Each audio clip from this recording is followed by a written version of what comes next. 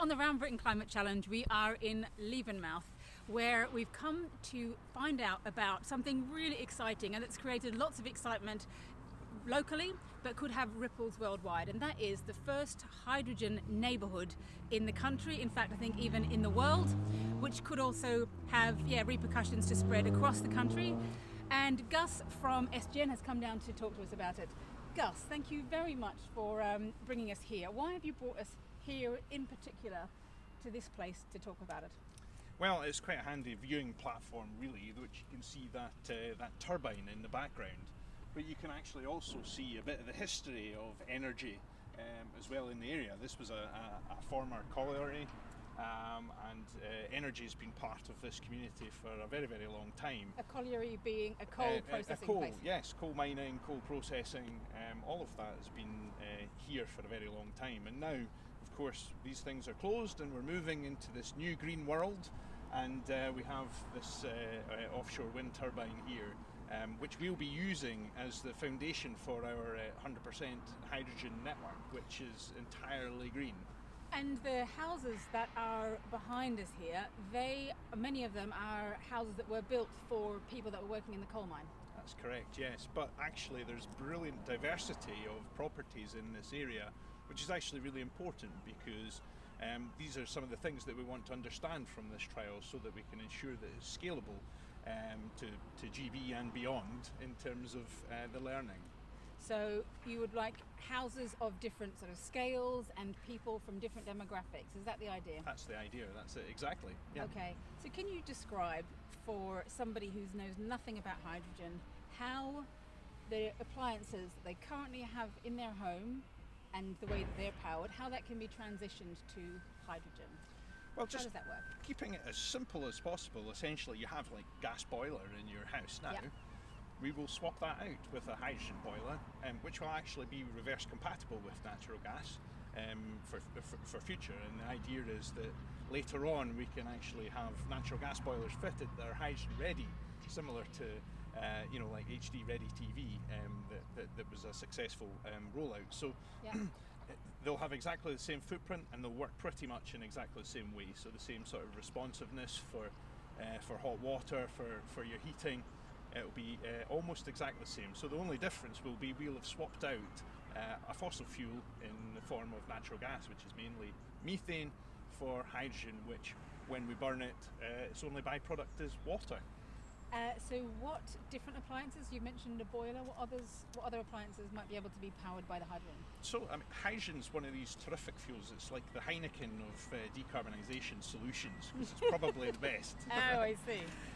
You can have cookers, you can have fires, in much the same way as you do with natural gas. In fact, we'll be offering these appliances as part of the demonstration here. But hydrogen can essentially fuel just about anything from space rockets to industry to airplanes to all sorts of things.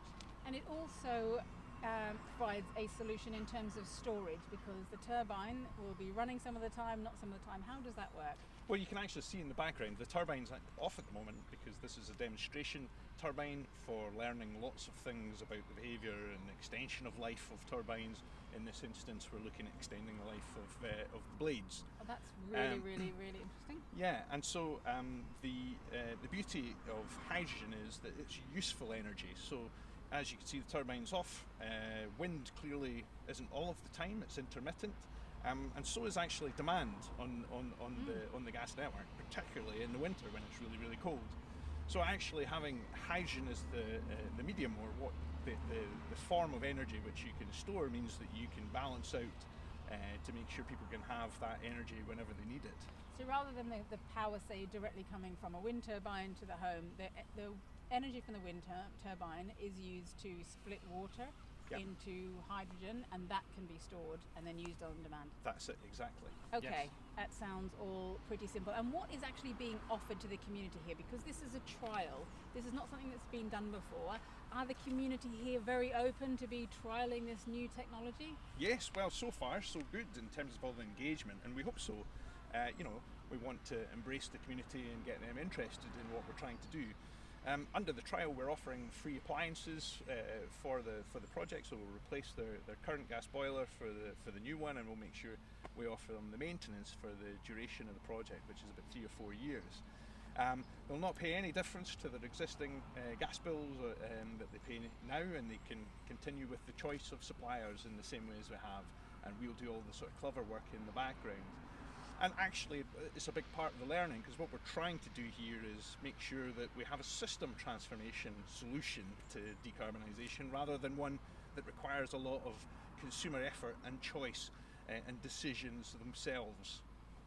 So the way that you're doing it at the moment, people are being offered an opportunity to be part of the trial, and everything is being made really simple. So they don't really have to do anything in particular, but if they do take part in it, what will that contribution to your learning mean potentially for the country, for our whole decarbonisation journey? What will they be helping us with? So there's a myriad of things that we want to get out in terms of the technical understanding of the project, but it's a safe trial, for example, not a trial for safety. Yeah. But the two key things really are that we have around 280,000 kilometres of gas distribution pipes in Britain. Yeah. And we want to prove that these can operate with with hydrogen as well as they do with natural gas. But most importantly, it's about that consumer option, the consumer value proposition. Is it something that they want? In which case, can we help transition to net zero much, much quicker? And is there any reason why they wouldn't want it at the moment? Is there any major difference between having gas come into your home or having hydrogen come into your home? No, other than that at the moment we just need to replace the appliances and the meter. It is exactly the same as the natural gas solution that they have, except that there's all the benefits of air quality, all the benefits to the environment. Yep. But clearly, as this is scaled up, what we're trying to do is create the market here such that in the longer term, it's an affordable transition.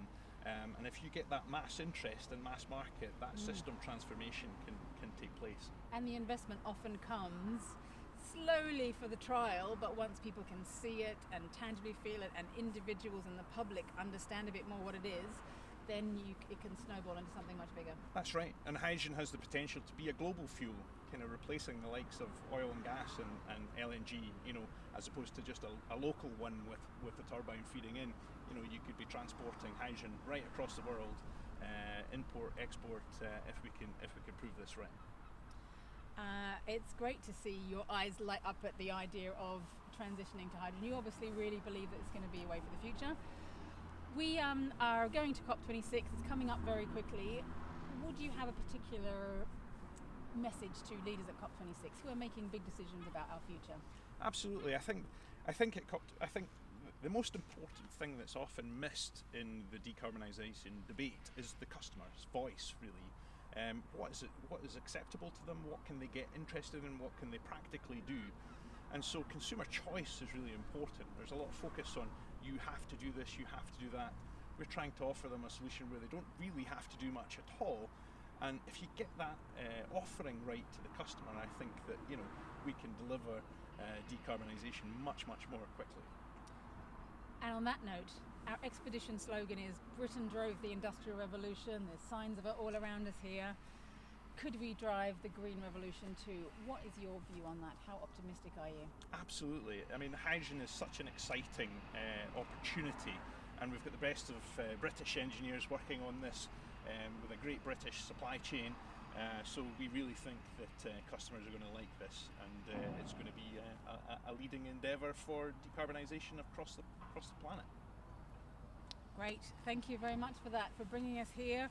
I very much hope if there's anyone in the community listening to this, I think the contribution you can make to the overall carbon story for us by participating in this trial could be groundbreaking, and that's pretty exciting to know, particularly if it's not going to cost anybody anything, and it doesn't actually require any particular thinking, just feedback, I presume. If you've been inspired by this story, please feel free to follow us on climatechallenge.live, follow Conservation Without Borders on YouTube and our social media, and if you're really interested in looking at your own carbon footprint, don't forget to go to countusin.org, where they've laid out everything that you could do very simply in 16 steps. Thank you so much for that. Thanks, Sacha. Cheers.